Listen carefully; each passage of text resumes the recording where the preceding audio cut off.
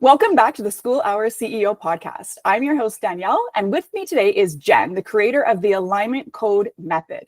Jen is a certified success coach, NLP practitioner, and the creator of the Alignment Code Method, a private coaching experience designed for ambitious solopreneurs who are taking action but not getting results. She helps clients ditch busy work, break subconscious patterns, and finally take aligned income-generating action that actually moves the needle without burning out or spiraling in overwhelm. So you are speaking my language, Jen. I am so excited to have you here today. Thank you for having me. I'm so excited too. It's so good. So let's start here. Can you share a little bit about where you were in your own journey before you discovered all of these things, like how to stop the overwhelm spiral and start taking that aligned action? Like, what did your business and your mindset look like back then? Oh my gosh. I was I'm going to take you back a little bit before that. I was an esthetician for 13 years, and I ended up joining a network marketing company as a side hustle. And so I was doing both jobs. My network marketing business was taking off and making more money than my aesthetics business. So one day I woke up pregnant. My husband, then boyfriend, now husband, and I decided that it would make most sense to retire from aesthetics to do network marketing full time. Because that's what I wanted. I wanted all the bells and whistles, the stage, all the things. And so I had my son. I love him to death, and he does not sleep. And he's 9. And he's not the best sleeper. And so I was trying to figure out how to be a stay-at-home mom, how to have a full-time network marketing business, and how to be a wife and all these things. And I totally lost myself. And my big thing was like, I couldn't figure out time. Like everyone said, work in the cracks of the day. I'm like, I'm sorry, what cracks? Like, I don't find any cracks. What are you talking about? Yeah. And so I got myself into this downward spiral, and I wasn't depressed, but like I was looking for, as much as I was so into mindset and so into personal development, because if you know anything about network marketing, like that's like they push personal development so much, and I was obsessed with it. Like I read all the books. I awarded myself for listening to the most podcasts. Like I was always listening to trying to grow myself. And it was so funny because my mindset was a complete dumpster fire. But he was like, my son was like 3, and my network marketing business, people were quitting. You know, I couldn't find time. I was doing all the things everyone was telling me. I hired the VA. I was running the ads. I was getting the babysitters. My mother-in-law was helping. I was working in the mornings and nights and weekends, and nothing was working. And so one day I got an email from a coach I was following, and I ended up hiring him to get me out of my hole. And within 3 months, I had shut down my network marketing business. I went back to school to get certified as a success coach, neuro-linguistic programming, success coaching, EFT tapping, hypnosis, all the things. And within the first 3 months, I made my first $1,000. I started to build my old online course. And yeah, here I am. And it's like I have no subconscious blocks at all anymore. No, of course not. No, but that's so funny because the way my journey was quite similar. Actually, I was already on maternity leave, but network marketing kind of fell into my lap. For me, it was, I loved being a mom, but it just wasn't enough, you know? And so then network marketing kind of fell into my lap. And then, like you say, personal development, I got obsessed too, just totally obsessed, listening constantly, reading the books, attending the things. And yeah, it shifted into coaching for me too. That's so funny. And my son is also 9. So that's kind of a funny parallel, but so let me ask you this. So many solopreneurs, they struggle with overthinking and spinning in circles, right? Obviously you've been there. I have definitely been there. So what do you think is the biggest misconception that they have about what's holding them back from taking that aligned action? Because, you know, everybody has all these reasons and excuses why they're not where they want to be, but what's the biggest misconception? Like, what's the true reason? What they know, or what the actual reason is, because those are 2 different things. Well, let's start with what they think the problem is, because I think a lot of people are going to see themselves in what you're about to say. I'm thinking of somebody specifically, and they think they work 9 to 5. They think they don't have enough time because they don't have time in the morning, and then they're in the evenings they are tired and they end up not doing anything at all. They also think that maybe they don't have the right strategy. I hear that a lot. Like, I'm doing all the things, it's not the right strategy. They keep buying content creation programs and giving it 30 days to work and then pivoting because it doesn't. Mm. And they're always in this cycle of doing more, not getting results fast enough. So pivoting. Yes. Over and over and over and over again. And then it gets to be asking other people for advice, overthinking. Should I use Montserrat or Josephine Sands? What color should I use? What should my Canva, graphic look like? And it's just like you're in Canva for 2 hours. You're like, what have I actually done? Right. And it's like, and I was there, and it's totally true. And you're just like, you're what most people that I find is they're busy. They're not, they know they're not lazy. They know they're made for more. They want the thing, but what holds them back is all this busy work they're doing, but they think that it's being productive because they feel productive because they're checking things off their to-do list like crazy. But unfortunately, it's the things that keep them safe, not move their business forward. Right. So, and for me, that has looked traditionally like tons of Google Docs with like half-baked, content ideas and half-baked course outlines and, and like you say, you feel busy. And then, and you're like, I got so much done today. Like I said, I got my checkgasm, as one of my clients calls it. I got my checkgasm. But, if you zoom out at the end of the month, you're not really nothing is really different. I mean, maybe you have a nice, branding now, but you haven't made any money. Nothing is different. So what's the real problem then? If that's what they think the problem is, what is their actual problem, and how do you help them understand that that's the real problem? I see a lot of procrastination, and procrastination is, what you should do, but there's something keeping you from doing it. So you do something that's easier instead. Right. And most of the times it's like, I want this, but I also want this. And those two things are colliding, and it's called inner conflict. And it's like, I want to grow the business to 6 figures, but I also want to, work 2 hours a day, something like that. Like, I'm being ridiculous. That's really not it, but it's just like, it's like the thing that's the conflict. And what most people do is when they feel that resistance, they peace out because resistance feels uncomfortable. So they're like, it can't be this. I must not be working hard enough, or I must not have the right strategy. So they spiral in this resistance. And what I find most often, what I used to do is like, oh, I don't want to do this. It must just not be the right day, or maybe I'll just do it tomorrow. But what I learned is that when you actually welcome that resistance in and you ask it what it's trying to tell you, because there's 2 sides of the story, what you want and what's keeping you from what you want. And when you start talking to those 2 sides of the story, like they're actual people, I know it sounds totally trippy, but I do this with my clients all the time. When you welcome that resistance and you figure out what the higher purpose of each is, because they both want you to win. But what most people do is they're like, oh, this feels really scary. I don't really want to do this. And they end up like, let's make more stuff. Yes. I mean, because let me tell you about this course I spent 6 months of my life creating that sits on a shelf dusty. I never sold it. No, that's not true. I sold it softly in my stories once because I was afraid. I was afraid of, it's not good enough. What if it doesn't get results? What if nobody wants to buy it? Is it too expensive? Is it not expensive enough? And like all these things, and then you end up doing nothing with it anyway. Yeah. And when it goes away, you don't have to think about it. Yeah, well, exactly. So obviously you have faced resistance yourself, which is what makes you an expert in talking about, going over resistance. So how did you get over that? How did you recognize in yourself and call yourself out? Because I think that's the hard part, right? Is it's so much easier to point the finger and say, oh, this person has resistance and this person this, but for yourself, how do you recognize what fears and doubts you have that need to be overcome? Or is it like you watch your patterns, or how did you get where you are? When I used to, when I was in network marketing, it's so funny because the goal was 10K months, and it's still like to this day, even in online business, it's like the big goal is 10K months. And it's just like, I asked myself, like, is that something I actually want? Or is that what someone tells me the next step is? Because those are 2 totally different things. Like in network marketing, I want X rank. Okay. Is that what Jen actually wants? Or is that what my upline is telling me is the next thing? And I bled blue, if you might know what I'm talking about, for a really, really long time until I didn't. And I realized it because those goals were not mine.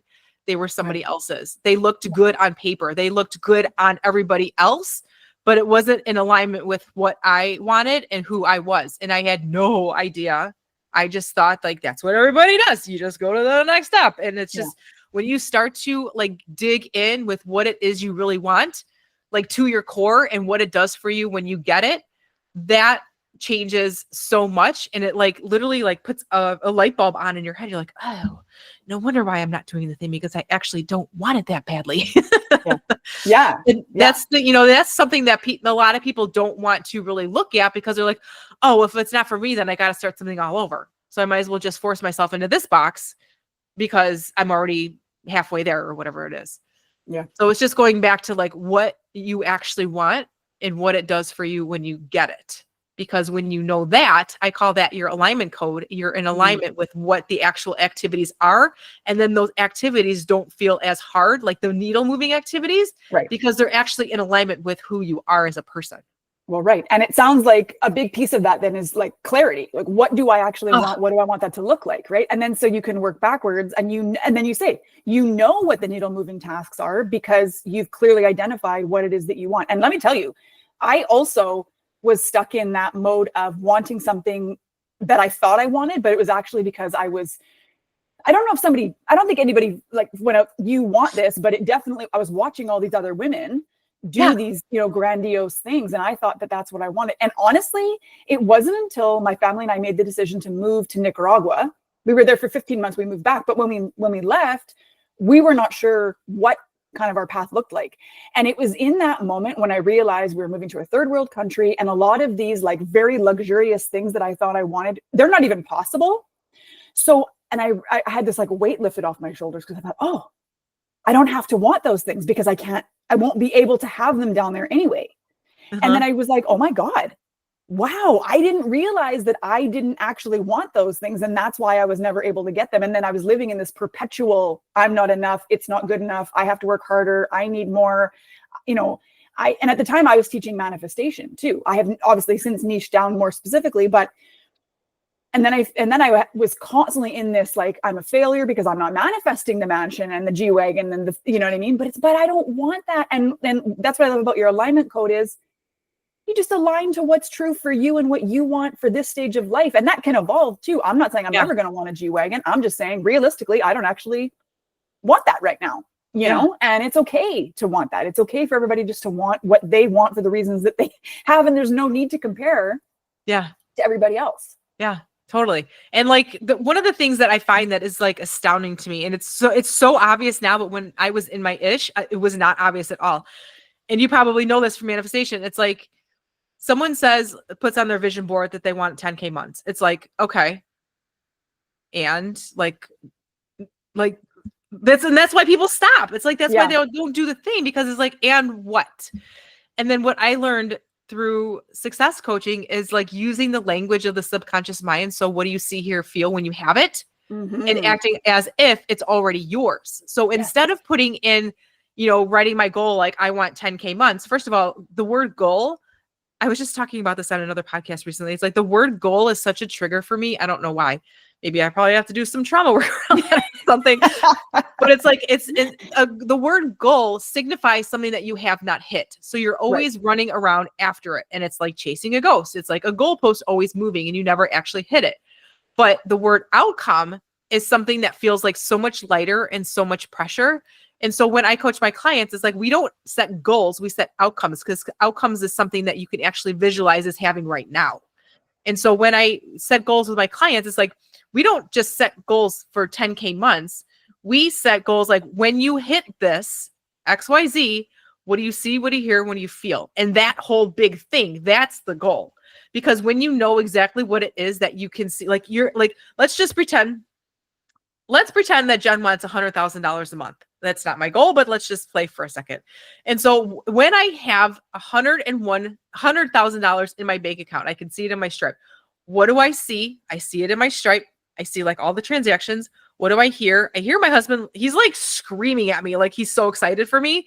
And what do I feel? I'm like on fire. Like I cannot shut up, and I start talking fast, and I start it's like I put myself in that situation, and just thinking about it now, I can feel like my my pace is starting to get faster. And I know that that's exciting for me. And when I start to visualize those things as if it's happening right now, then that reticular activating, the RAS goes to work for you, so that it works while you're sleeping. The part of your brain, the reticular activating system, it brings those things to you so that you don't have to work as hard. And that's when, like, before, when I was setting, I'm going to go off on a tangent again. So when I was setting conscious mind goals like that, I want to lose X amount of weight, I want to lose, hit 5K months, versus setting goals and having your subconscious mind be in the project with it, that's when you don't need that motivation to do the thing, as long as it's in alignment with who you say you are, because you can actually feel like it's happening right now. And when you've got those feelings, it changes your energy. And when it changes your energy,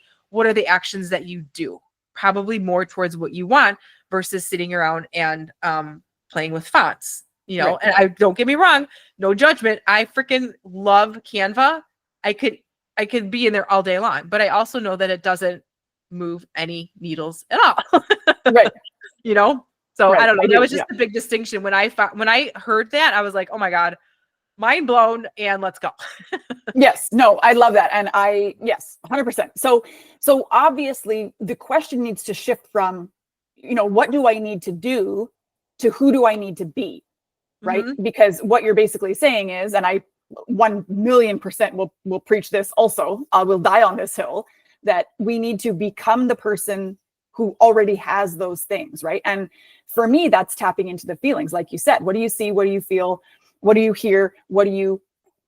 I said feel already, but when you're tapping into the feeling, something that I say all the time is, it's not like when you reach those 100K months that you have some new level of emotions that are unlocked, right? All of the things that you think you're going to feel when you have the 100K, which is why you want it, that's actually available to you right now, right? So if you can tap into that now and be that person now, you're going to move the needle a lot faster. So let's just go into that for a second. Like, can you explain to us how the shift from what do I need to do to who do I need to be can help the mom entrepreneurs that are listening achieve more, but actually feel like they have more time, more peace, and can go about it without burning out? I have an alter ego, and I encourage all my clients to do this too. My alter ego's name is McKenna. She's a freaking, can I swear? Of course. Okay, she's a badass. She is on top. She is in a red freaking power suit speaking on stage. She is insane. She does not get caught up in overthinking. She does the thing, even if she's scared, she does not think twice about it. She just goes. And so whenever I'm in that cycle of like, 45 tabs open, which one should I shut? And like, what should I work on today? I'm like, what would McKenna do? What would McKenna do? And it just automatically shifts me into that state.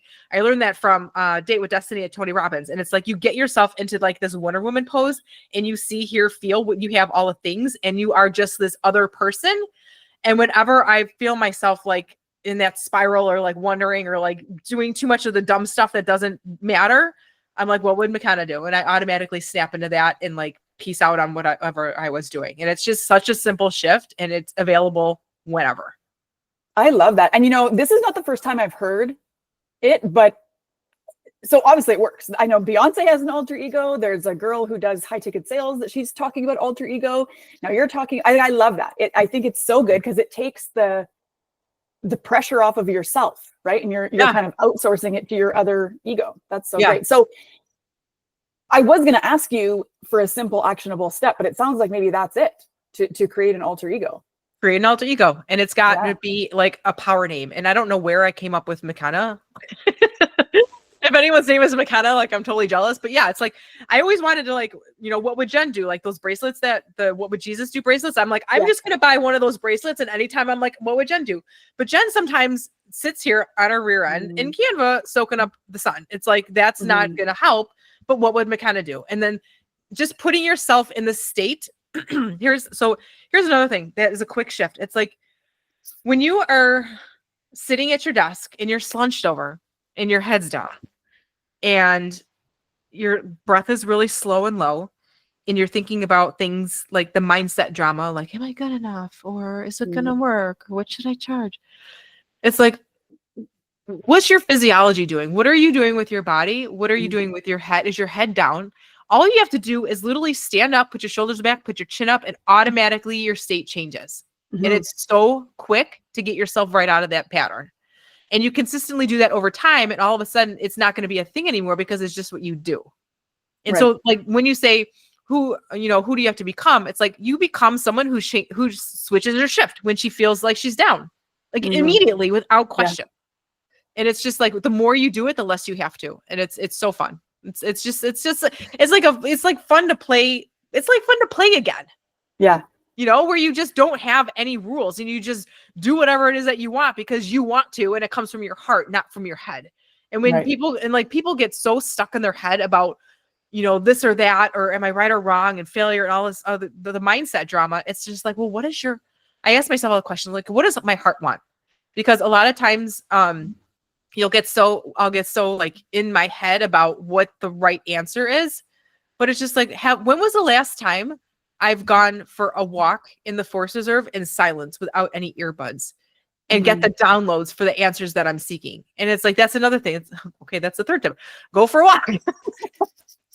It's like I walk the dog every day, but it's not the same as like getting out in nature and like unleashing my brain for an hour without any headphones and like letting my mind wander and like letting all the downloads come in. Cause that's when I get my best ideas, But most people are like, just like, or for me, like I was just like, work. You only have from 9 till 3. Then you got to go pick up the kid. It's like, get everything done right now because you're not going to have time later. But it's like, wait, why is rest not part of the work? Yes. And I love that. It's just like, I put white space on my calendar because that's literally part of the job.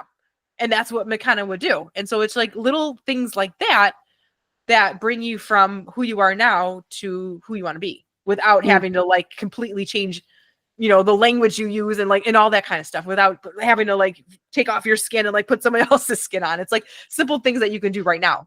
Right. Yeah. And I love that. The walk in nature. I heard somebody else say that the other day too. And I forget who it was, but she was just saying, take 10 minutes, 15 minutes, half an hour, maybe a whole hour, and just go for a walk outside. If you're sitting at your desk trying to get something done, like you said, I've only got 9 to 3, 9 to 2, whatever. I got to get this done, blah, blah, blah.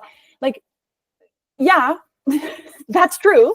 But for me, and probably for you too, I can almost guarantee you've experienced this. If I sit here, I can push through. I can make it happen. I can, but the quality of the thing that gets produced and the time it takes me, the quality is lower and the time it takes is way longer. When I give myself the space to just take a breath and go, okay, no, rest is productive too. I need to go for a walk. I just need to be outside. I need to, be in a different environment or whatever. Maybe I'm having a bad day. Maybe I'm just stressed out. Maybe I just can't, I got writer's block. Maybe I just can't, get whatever it is out in a succinct way. You go for a walk. I mean, you're out there for like 10 minutes. And that, like you say, you've made space now for all of the things that you've been asking for to come in. And I think that's part of it is we put these things on our vision board and we get very like married to the goal, married to the outcome, married to how it should look and how it should be. But then we don't give ourselves the space for the universe to meet us halfway. Yeah. Like, it's no, like the masculine. It's like the masculine work versus the feminine work. And I was very masculine for a really, really long time. And it was hard to allow myself to not work. Yes. Because you feel like I should be doing something. Like if I'm not doing something, I'm lazy. Like there's so many things that I could do right now. I'm just going to go walk. Like, no. Or like giving yourself permission to like have a day off. It's like, why, like I work from home. Why can't I have a day off? Like imagine all the things that are going to come to you on a day where your brain is not actively thinking about business stuff. Right. And it's just like, at what point did I decide that a day off was not available to me? Like that's the most ridiculous thing in the world. Right. Yeah. Well, and me too. I'm a recovering type A, eldest child, perform to, get, all of it. Right. I know it's like, we're like mirrors. I know. So it is a lot of, like you say, it's a lot of reprogramming of your beliefs and your thoughts and taking different actions. And yeah, I remember sitting around feeling so lazy in the evening when if I was working a 9 to 5, I would be able to just sit on the couch and watch TV and not feel guilty at all because I left my job at work. But because I work for myself and I'm not where I want to be yet, you have to go and, if I have 10 minutes spare, I should go to my computer and get, more done. Yeah. Like, this is not, so okay. So after you've done the work and you're implementing the aligned action, you're breaking the overwhelm cycle, what changes did you start to see in your own life and your business that were kind of feedback that it was working? It sounds really bad to say, and it's almost embarrassing, but I learned how to be happy, even if I had not hit the outcome yet. And I remember one specific day it's like when I started doing this work, it's like, is it working? Is it working? Like, I don't feel any different. Like, is it working? But then one day I was like, I live in Chicago, and in February in Chicago, it is brutal. It is cold, slushy, gross. And I'm walking the dog around the neighborhood, and I'm like, I caught myself smiling, and I'm like, what? There's nobody around. Everyone's inside. No one's tickling me. I'm not listening to any podcasts. There's no jokes around. What am I smiling at? And it literally was because I was happy. And I forgot what it was like to be happy before I hit the outcome. Happy now before all the other things, because it's like, I don't know if you're anything like me, but it's just like, I'll be happy when. I'll be happy when I lose the weight. I'll be happy when I finish this. I'll be happy when the house is clean or when the dishes are done. And then all of a sudden you're like 4 weeks into the year, you're like, well, none of that is true yet. And so like, I can't be happy until, but what I didn't realize is that happiness is part of the recipe. And unless you're happy now, you will not hit the when. And so it was just like a beam of like light hit on me. I'm like, oh, I didn't realize how upset I was, like how I wasn't happy yet. But now that's a big part of it. It's just like, why can't we be happy now? Because like, there's times, I kid you not, I had to write in my journal, I am grateful for the ink in this pen, because I could not find anything to be grateful for. And that it is sad. It's really sad. But when you think about it, it's just like, first of all, I have 2 feet on the floor. Like, let's be grateful for that. Right. And now I'm just like not happy because I haven't hit XYZ yet. It's like, give me a break, Jen. Like, get over yourself. Like, I literally, like, the ego in me had to die. Like, I've done 1,000 deaths of my ego so far, and there's so much more to kill off. But that's one thing. And I forgot the question that you said. This is so good. I love this so much. No, I said, so, but you did kind of answer me. I was asking, when you did finally break that cycle and you were taking the aligned action, what changes did you see in your life and your business? And you said you noticed that you were finally happy and you were allowing yourself to smile for no reason. And so let me ask you this, with the people that you work with, I mean, you've probably seen this in a few different ways now. What does it typically look like in a client of yours when they have been doing the work long enough? And sometimes long enough is a couple of days, sometimes long enough is a couple of months. It really depends on the individual and the journey. I realize that there's no, calendar or time frame on it. But what does that start to look like? When do you notice that it's working and that they have been implementing what you've been saying? What shifts for them? They start having fun again. And they let go of all the rules of what should be and what society tells them it should look like. And when that pressure comes off, like, you can just see it in their face.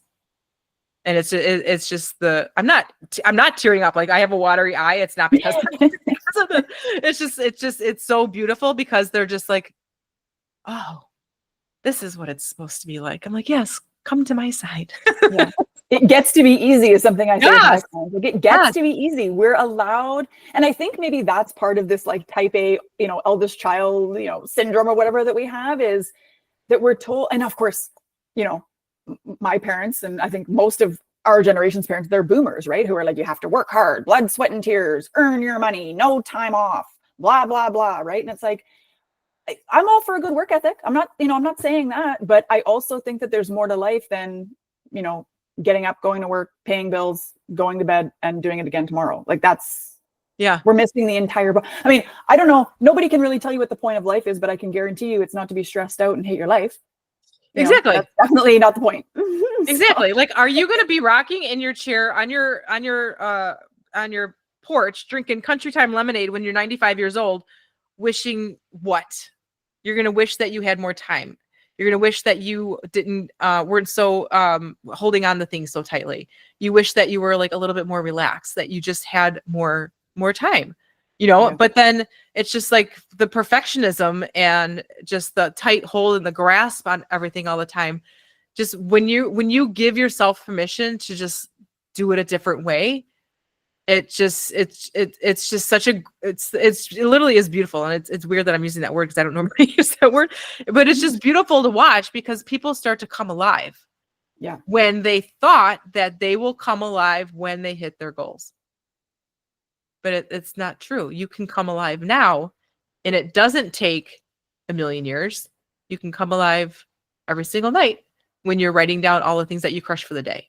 When you start celebrating yourself every single day, even it's celebrating that I had money to buy myself a pen, you know, and it's so fun to watch. And it's such a trip down memory lane too. When I'm coaching clients, I'm like, oh my gosh, I totally remember this. And I remember where I was at. And it's just like, you just want to give everybody a hug, you know? And then when they see that, like that inner conflict just like melts away. And it's just like, they start doing the thing that they ordinarily didn't want to do. And they're just like, why am I doing it? Like, it's just so fun right now. I'm like, at what point did we decide that business had to be hard and fun wasn't allowed? Right. You know, if I could be happier and have more fun, like give me all of that and grow business. Like what's the energy going to be like that you pour into your business when you have more fun, you know, and you allow yourself to like be okay with not being perfect or be okay with, you know, not following the rules. And I love that for me. It's just like, when I stopped looking at what everybody else was doing and I started to do it my way, it's just like, okay, I'm going to go over here now. Well, because I mean, I had a kind of a realization similar. It was like, well, but who decided that was the way that it needed to be done? Yeah. You know, because like when you really zoom out, you know, we're all just Googling things anyway. You know what I mean? Like nobody really knows what's actually going on or what's happening or what the answers are. It's just somebody with, you know, a McKenna attitude decided that this is the way things are going to be. And then the people who were gravitating towards that energy decided, yeah, that makes sense. I'm going to do it that way too. And then now it's a rule when it's like, well, it doesn't have to be a rule. I mean, it works for me. And if it works for me, it will work for you too. But if it doesn't feel good, you don't have to adopt it or you tweak it or change or do something totally different because you don't, there are no rules, you know? And I think something that I think more people need to understand is like any strategy will work. Literally anything. If it worked for one person, it will work for you too. There's no reason it can't. The key is to find what feels good and what works well for you. And I imagine that's probably a lot of what goes into your alignment code, right? Yeah. Because we figure out how they like to work and what feels good to them. And like when it comes to their goals, it's like, what is that goal going to give you when you have it? And how do you know that you have it? Like what has to happen in order for you to get it? And it's just so streamlined. And then like, it's just such an aha moment for people because they're finally like, that is what, you know, people say, you know, you need a why that makes you cry. It's like, sure. And you can go like 45 levels deeper and find out the like core root of who you are as a person and put that into your business. It's just like, there was this one client I was working with. I'll tell this really quickly. It's like, she was, you know, doing the thing, like she was told to do, like she was taught to do.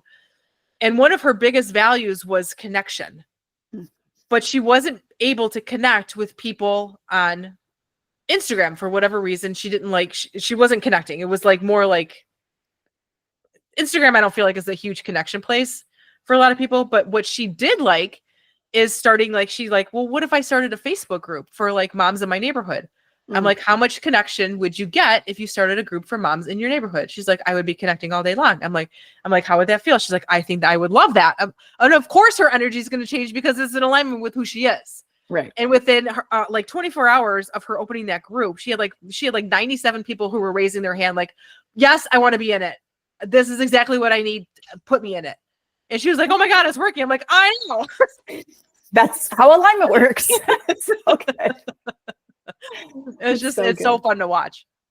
I love that. I do love that. I think they call it like coaching high or whatever. When you know, you see the spark of, you know, like, oh, you know, it makes so much sense. I just, there's nothing like it. It's so good.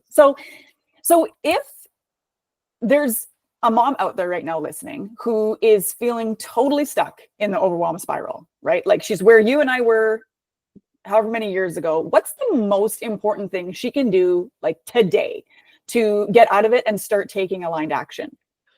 First of all, if someone is saying they're stuck, I call them on their language, because are you really stuck? Do you have cement shoes on? No. Are you in a tizzy? Sure. So when you say you're stuck, feels really, really heavy, versus if you say I'm having a bit of a problem, Those are two totally different energies.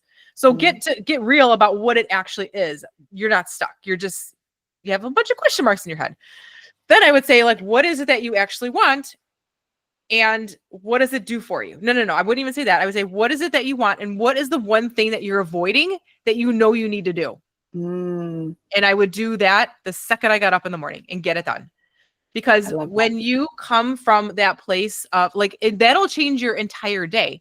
If you do that one thing that you've been avoiding in the morning, your entire day, you're like, I've already won. And that's where the work comes in, is doing the things that you're avoiding.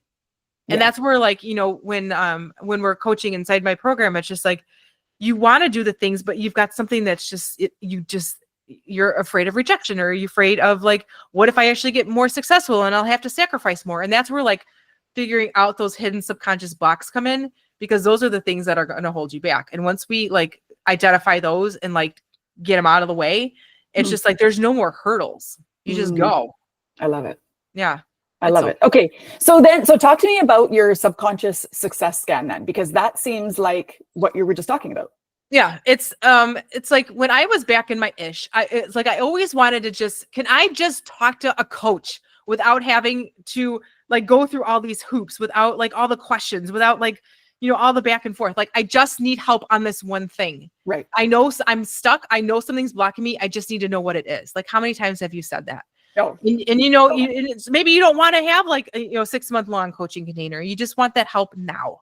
Right. And so what I created was this, it's called the subconscious success scan. And it's a form that you fill out with I almost said strategery, which is not a word, very strategic questions about what it is that you're experiencing. You send in the form, I analyze it, and I send you back a Loom or Zoom video that tells you exactly what it is that's keeping you stuck, where it came from, and how to rewire it. And then I give you a tool to actually rewire it, like hypnosis or EFT or some sort of activation.